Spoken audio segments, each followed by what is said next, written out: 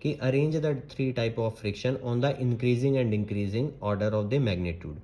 मान लो increasing order of the magnitude की बात करें, इंक्रीजिंग ऑर्डर में क्या करेंगे हम, कम से ज़्यादा। तो सबसे कम कौन सा फ्रिक्शन होता है, rolling friction.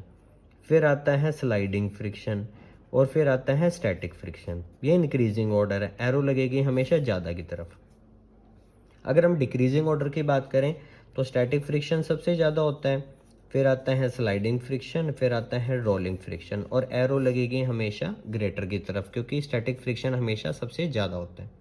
This is the increasing order of the friction, this is the decreasing order of the friction. So hello students, कैसे हैं आप सब। आज की इस वीडियो में हम क्लास 8 चैप्टर नंबर 12 फ्रिक्शन को अच्छी तरह से जानेंगे। ये रिवीजन वीडियो है, तो कंसेप्ट को थोड़ा सा जल्दी समझने की हम कोशिश करेंगे, और जो भी इंपॉर्टेंट होगा उस पैराग्राफ में मैं उसको अच्छी तरह से एक्सप्लेन करने वाला हूँ। तो चलिए बेटा स्टार्ट करते हैं। सबसे पहले क्वेश्चन आ सकता है, what do you mean by friction. तो इसको आप समझेंगे, friction is the opposing force that is acting on the object that is the moving. ठीक है, यानी कोई भी मूविंग ऑब्जेक्ट, कोई भी ऑब्जेक्ट है, सपोज वो मूविंग भी नहीं है, लेकिन फिर भी हमेशा क्या होगी, उस पर एक अपोजिंग फोर्स लगेगी। ठीक है, तो इसकी उसी अपोजिंग फोर्स को हम क्या बोलते हैं, फ्रिक्शन। तो एक तरीके से फ्रिक्शन क्या है, फोर्स ही है। अगर इसका फॉर्मूला पूछें तो फॉर्मूला आपको पता है, प्रेशर इनटू एरिया, क्योंकि P is equal to F upon A होता है, तो यहाँ से F क्या हो जाएगा, P इंटू ए। आपसे फ्रिक्शन के यूनिट पूछें तो सिंपल सी बात है, न्यूटन यहाँ पे यूनिट हो जाएगी, और जिसका सिंबल है कैपिटल N, क्योंकि ये फोर्स है तो सभी फोर्सेस की जो यूनिट होएगी वो स्टैंडर्ड यूनिट तो न्यूटन ही रहेगी। इसके अलावा CGS यूनिट की बात करें तो डाइन होती है, जिसका सिंबल क्या होता है, स्मॉल dy/n, और 1 न्यूटन में कितने डायन होते हैं, 10 की पावर 5 डायन। आपको ये भी रिलेशन याद रखना चाहिए। अब बात करते हैं फोर्सेस ऑफ फ्रिक्शन। देखो, अब यहाँ पे समझाया हुआ है कि जैसे इस एग्जांपल में केले के छिलके की वजह से एक लड़का क्या हुआ, फिसल गया। अब ये फिसला क्यों, क्योंकि केले ने क्या हुआ, स्लिपरीनेस प्रोवाइड की, यानी जो कांटेक्ट होना चाहिए था सरफेस के साथ लेग का, वो हो नहीं पाया। हम स्मूथ और वेट सरफेस पे इजीली चल नहीं सकते, जस्ट बिकॉज यहाँ पे फ्रिक्शन का ही रिलेशन है, क्योंकि इंटरलॉकिंग वहाँ पे कम हो जाती है। अब जैसे फोर्सेस ऑफ फ्रिक्शन, मान लो आपने किसी भी बुक को धक्का दिया, वो थोड़ी दूर जाके वो रुक गई। अब ये रुकी क्यों, क्योंकि अपोजिट डायरेक्शन में उस पर क्या लग रही थी, फोर्स। जैसे मान लो इस डायरेक्शन में हमने फोर्स लगाई तो इस डायरेक्शन में मूव करेगी, लेकिन कोई ना कोई अपोजिंग फोर्स लग रही होगी, फ्रिक्शन लग रही होगी, जिस वजह से ये इसकी स्पीड धीरे होगी, ये रुक गई। तो उसी फोर्स को हम क्या बोलते हैं, फ्रिक्शन। अब ये कहना चाहता है कि क्या फ्रिक्शन सभी सरफेसेस पे सेम है, या ये स्मूथनेस पे डिपेंड करता है सरफेस के। तो यहाँ पे हमारे पास आ जाता है फैक्टर अफेक्टिंग फ्रिक्शन, जो कि 2-3 मार्क्स का क्वेश्चन भी आ सकता है कि कौन कौन से फैक्टर या फिर अफेक्ट करते हैं फ्रिक्शन को। अब यहाँ पर हमारे पास एक इम्पॉर्टेंट डिवाइस है जिसको हम बोलते हैं स्प्रिंग बैलेंस, और यहाँ से क्वेश्चन बनता है कि स्प्रिंग बैलेंस होता क्या है। Spring balance is a device used to measure the force acting on the object, यानी एक तरीके से किसी भी ऑब्जेक्ट को जब इस पर टाई करते हो तो वो कितनी फोर्स लगा रहे, वही फोर्स बता सकते हैं हम स्प्रिंग बैलेंस से। और यहाँ पे क्या होगा, स्प्रिंग लगा होता है, पॉइंटर हैं, ग्रेजुएशन स्केल्स हैं, यानी जो वैल्यूज़ लिखी होंगी, और रीडिंग से देखकर आप मैग्नीट्यूड बता सकते हैं किसी भी फोर्स का। मैग्नीट्यूड मीन्स वैल्यू, कि कितनी फोर्स लग रही है, कितने न्यूटन फोर्स लग रही होगी। इसके बाद हमारे पास आ जाता है कुछ और एक्टिविटी, जैसे कि एक जो सरफेस है वो टिल्ट है, और यहाँ से अगर हम चीज़ को छोड़ते हैं, अगर वो रोल करता हुआ जाता है, मान लो एक सेल है तो रोल करता हुआ जाता है, काफ़ी दूर तक चला जाता है, लेकिन वो रुक जाता है अगर सरफेस स्मूथ हो। लेकिन मान लो यहाँ पर मैं एक रफ सरफेस लगा देता हूँ, काफ़ी उबड़ खापड़ लगा देता हूँ, टावल लगा देता हूँ, ऐसी चीज़ के ऊपर जब हमने सेम एक्टिविटी को परफॉर्म किया तो वो ज़्यादा दूर नहीं जा पाई। यानी इस एक्टिविटी से हमें क्या पता चला, अगर सरफेस स्मूथ है, शाइनिंग है, तो वहाँ पे फ्रिक्शन कम लगेगा, और फ्रिक्शन कम लगने से की वजह से जो ऑब्जेक्ट मूव कर रहा था तो मूव करता रह जाएगा। यहाँ पे सरफेस रफ होने की वजह से फ्रिक्शन ज़्यादा हो जाएगा, और ज़्यादा फ्रिक्शन होने की वजह से फ्रिक्शनल फोर्स ज़्यादा लगेगी। अगर ऑब्जेक्ट मूव कर रहा है तो उसको अपोज करता है, स्पीड धीरे हो जाएगी और वो रुक जाएगा। इसके बाद जो फ्रिक्शन होता किस वजह से है, what is the cause of friction, तो यहाँ पे सिंपल सा आंसर है, irregularities on the two surface they get connected.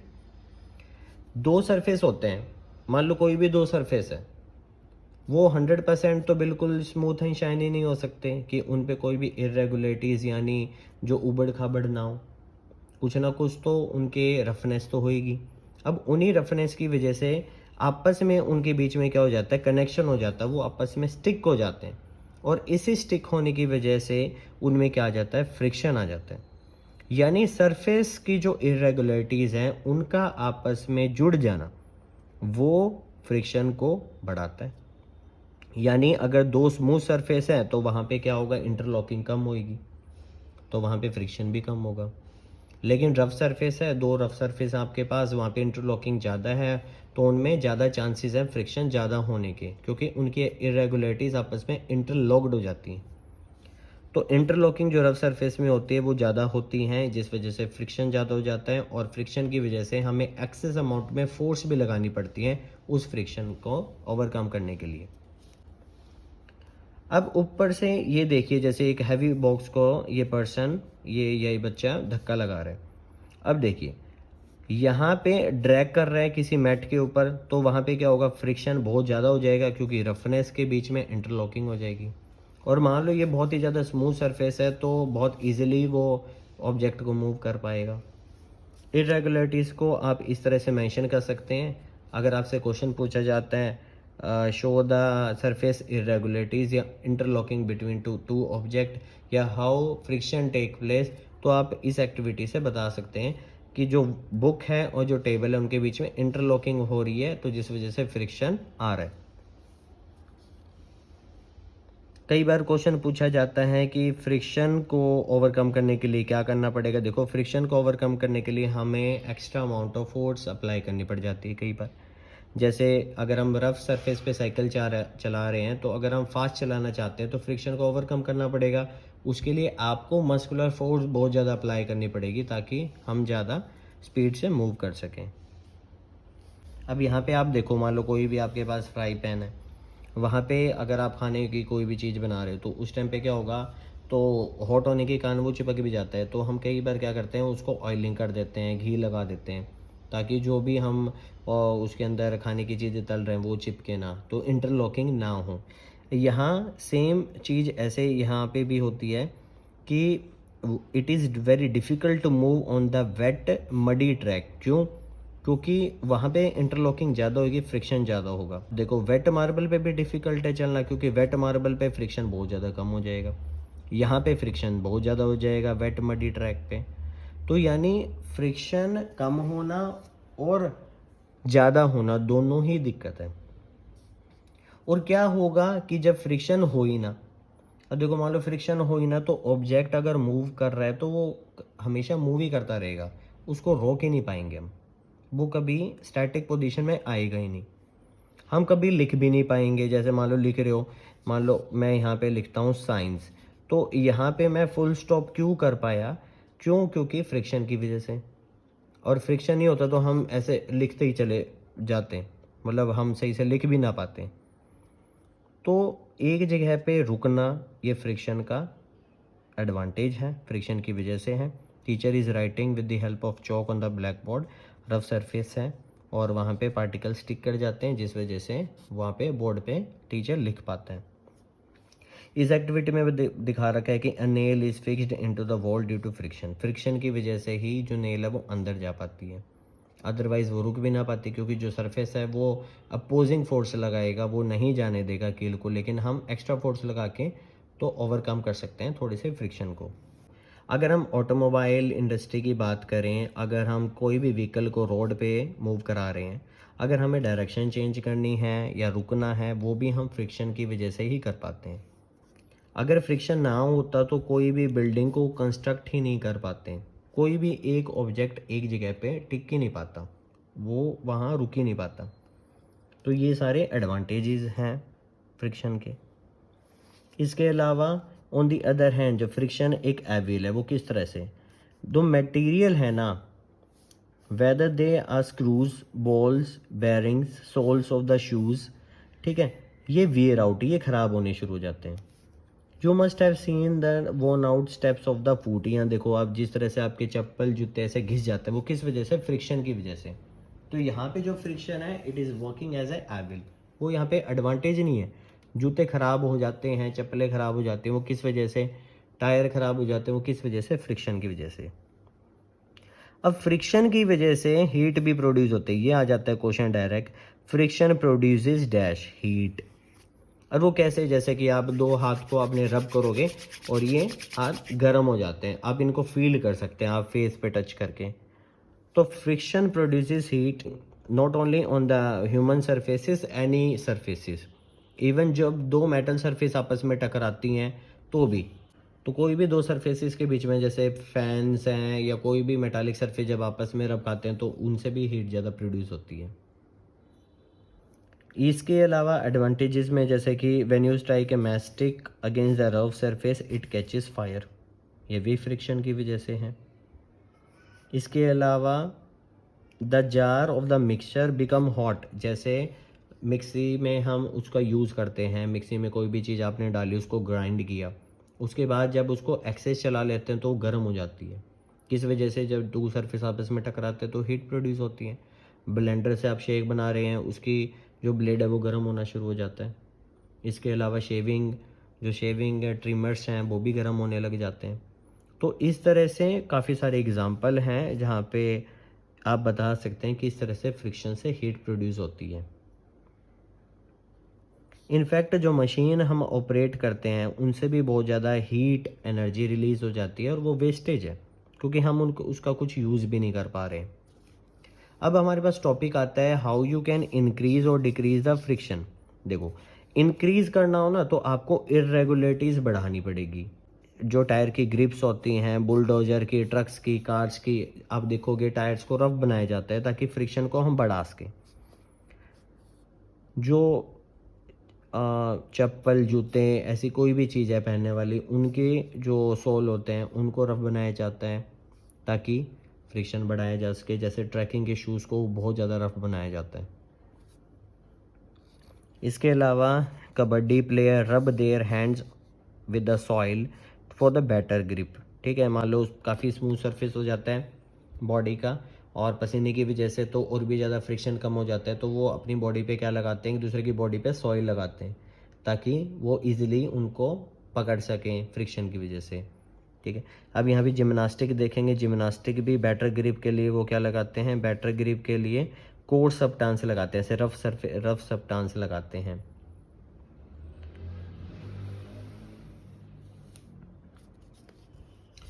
जो बाइसिकल, मोटर, कोई भी मैकेनिक्स, ऑटोमोबाइल का जो मशीन्स हैं, ऐसी मशीन्स में हम क्या करते हैं, ग्रीसिंग करते हैं ताकि जो दो मूविंग पार्ट हैं उनके अंदर फ्रिक्शन कम हो जाए और कम फ्रिक्शन से कम हीट प्रोड्यूस हो।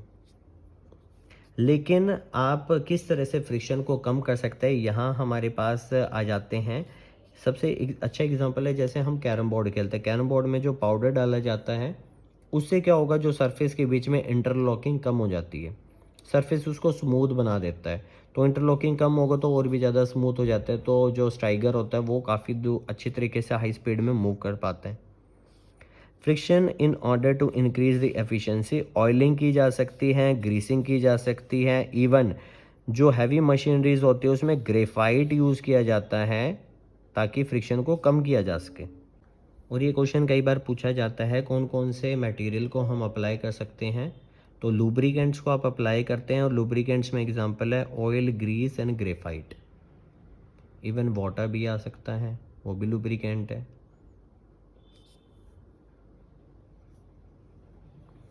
अब जो इंटरलॉकिंग होगी, इरेगुलरिटीज़ होगी, वो अवॉइड की जा सकती हैं कुछ एक्सटेंट तक। 100% हम फ्रिक्शन को कम नहीं कर सकते, लेकिन हम काफ़ी हद तक उसको कम कर सकते हैं।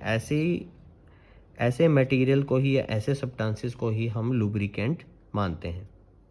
अब लुब्रिकेंट आ जाएगा तो एक लेयर फॉर्म कर देता है, जो मेन दो सरफेस है उनके बीच में इंटरलॉकिंग वो कम कर देता है, जिस वजह से फ्रिक्शन कम हो जाती है। इसके बाद व्हील्स रिड्यूसेस फ्रिक्शन। अब देखो, अब कोई भी ऑब्जेक्ट है, अगर इसको आप उठा के लेके जाते हैं या फिर उसको स्लाइड करके लेके जाते हैं तो आपको काफ़ी ज़्यादा फोर्स लगानी पड़ती है। लेकिन जब आप किसी रोलिंग डिवाइसेस का यूज़ कर रहे हैं, जैसे टायर्स का यूज़ करें, तो ऑब्जेक्ट काफ़ी इजीली तरीके से मूव कर पाता है। जैसे ऑब्जेक्ट को मैं ऐसे धक्का दूं या इसके नीचे को टायर्स लगा दूं तो इजीली मूव कर पाएगा। The type of friction that is acting on the object that is the rolling, तो वो रोलिंग फ्रिक्शन है। और रोलिंग फ्रिक्शन रजिस्ट तो करता ही है मोशन को, लेकिन वो कम कर पाता है। अगर कोई ऑब्जेक्ट मूव कर रहा है, मान लो स्लाइड कर रहा है दूसरे सरफेस पे, तो वहां पे उसके ऊपर जो फ्रिक्शन लगेगा that is the sliding friction. The type of friction that is acting on the object that is sliding on the another surface of the object, तो वो स्लाइडिंग फ्रिक्शन है। और कंपेरेटिवली अगर मैग्नीट्यूड की बात करें, स्लाइडिंग फ्रिक्शन ज़्यादा होता है रोलिंग फ्रिक्शन से। Fluid, the friction that is found in between the layers of the fluid, वहाँ पे आपको फ्लूड फ्रिक्शन मानेंगे। जैसे वाटर है, अदर लिक्विड्स, जब वो आपस में टकराते हुए चलते हैं, जब वो बहते हैं, तो वहाँ पे जो फ्रिक्शन होगा that is the fluid friction. Commonly हम गैसेस और लिक्विड जो स्टेट्स होते हैं उनको फ्लूइड्स मानते हैं, और उनके बीच में जो फ्रिक्शन आता है that is the fluid friction. यहाँ पे एक इंपॉर्टेंट डेफिनेशन है, the frictional force exerted by the fluids is called drag, यानी फ्लूइड फ्रिक्शन का अनदर नेम है drag. Frictional force the object in the fluid depend upon the speed with respect to the fluid.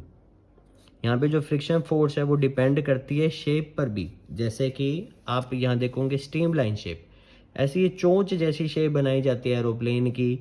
Even जो जितने भी birds हैं वो उड़ते हैं, उनकी शेप ऐसी क्यों होती है, फिशेस की शेप ऐसी क्यों होती है, स्ट्रीम लाइन शेप। कार्स की, बाइक्स की ऐसी क्यों शेप बनाई जाती हैं, to reduce the friction and to reduce the fluid friction. तो ये आप देखेंगे ऑब्जेक्ट्स को स्पेशल तरीके से कह सकते हैं कि उनकी शेप बनाई जाती हैं to overcome the friction acting on them, ताकि आपको ज़्यादा एनर्जी ना लॉस करनी पड़े। और यही एग्जांपल बता रखे हैं कि एरोप्लेन की स्ट्रीमलाइन शेप क्यों बनाई जाती है, to reduce the fluid friction. इसके बाद व्हाट यू हैव लर्नड में आप कुछ इंपॉर्टेंट चीज़ समझ सकते हैं कि फ्रिक्शन अपोजिंग फोर्स होती है। फ्रिक्शन डिपेंड करती है nature of the two surfaces पे। For a given pair of the surface friction depend upon the state of smoothness, कितना स्मूथ है वो उस पर भी डिपेंड करता है। Friction depend upon how hard the two surfaces, जितना ज़्यादा सरफेस हार्ड होगा उतना ज़्यादा ही friction. Static friction comes into play when the object at rest, यानी स्टैटिक फ्रिक्शन ऐसा फ्रिक्शन है that is acting on the object that is at the rest और स्टेशनरी। अगर कोई ऑब्जेक्ट रेस्ट में है वो किस वजह से, स्टैटिक फ्रिक्शन की वजह से। यानी आपसे क्वेश्चन पूछा जाता है कि arrange the three type of friction on the increasing and increasing order of the magnitude. मान लो increasing order of the magnitude की बात करें, इंक्रीजिंग ऑर्डर में क्या करेंगे हम, कम से ज़्यादा। तो सबसे कम कौन सा फ्रिक्शन होता है, रोलिंग फ्रिक्शन। फिर आता है स्लाइडिंग फ्रिक्शन, और फिर आता है स्टैटिक फ्रिक्शन। ये इंक्रीजिंग ऑर्डर है, एरो लगेगी हमेशा ज़्यादा की तरफ। अगर हम डिक्रीजिंग ऑर्डर की बात करें तो स्टैटिक फ्रिक्शन सबसे ज़्यादा होता है, फिर आता है स्लाइडिंग फ्रिक्शन, फिर आता है रोलिंग फ्रिक्शन, और एरो लगेगी हमेशा ग्रेटर की तरफ, क्योंकि स्टैटिक फ्रिक्शन हमेशा सबसे ज़्यादा होता है। This is the increasing order of the friction, this is the decreasing order of the friction. Sliding friction आपको पता है, जब एक ऑब्जेक्ट दूसरे पे स्लाइड करेगा तब स्लाइडिंग फ्रिक्शन एक्ट होगा। स्लाइडिंग फ्रिक्शन हमेशा कम होता है स्टैटिक फ्रिक्शन से। फ्रिक्शन इम्पॉर्टेंट है नंबर ऑफ एक्टिविटीज़ के लिए, जो कि आप एग्जांपल दे सकते हो। फ्रिक्शन को इंक्रीज़ किया जा सकता है सरफेस को रफ बना के, जैसे कि शूज़ के सोल हैं, टायर्स हैं, उनको रफ बनाया जाता है to increase the friction. Friction कई बार अनडिज़ायरेबल हो जाता है, हम ना चाहकर भी ऐसा नहीं कर सकते कि फ्रिक्शन ना लगे, फ्रिक्शन ज़रूर लगता है। मैग्नीट्यूड कम ज़्यादा हो सकता है लेकिन फ्रिक्शन लगता है। फ्रिक्शन को हम लुब्रिकेंट से डिक्रीज़ कर सकते हैं। अगर एक ऑब्जेक्ट दूसरे ऑब्जेक्ट पे रोल कर रहा है तो वहाँ पे रोलिंग फ्रिक्शन लगेगा, और रोलिंग फ्रिक्शन हमेशा कम होता है स्लाइडिंग फ्रिक्शन से। हैवी मशीनरीज में फ्रिक्शन को रिड्यूस किया जाता है बॉल बियरिंग से या फिर ग्रेफाइट से। फ्लूइड फ्रिक्शन को हम मिनिमाइज कर सकते हैं by giving the specific shape to them, जैसे कि streamline shape. So I hope students आपको ये चैप्टर अच्छे से समझ आ गया होगा, क्योंकि इन डेप्थ जो चैप्टर को जब हम रीड करते हैं तो number of question can be made. तो ऐसे ही question true false, filling the blanks, MCQs और जो एक्स्ट्रा क्वेश्चन होता है वो ऐसे ही बन के आते हैं, जो कि बॉक्सेस में गिवन होते हैं या कोई इन्फॉर्मेटिव लाइन या टैग लाइन जो होती है। तो आप कीवर्ड्स को भी ज़रूर अच्छे से ट्राई किया करें। अगर आपको इस वीडियो में कुछ भी चीज़ में डाउट है तो आप कमेंट बॉक्स में पूछ सकते हैं। Thank you so much.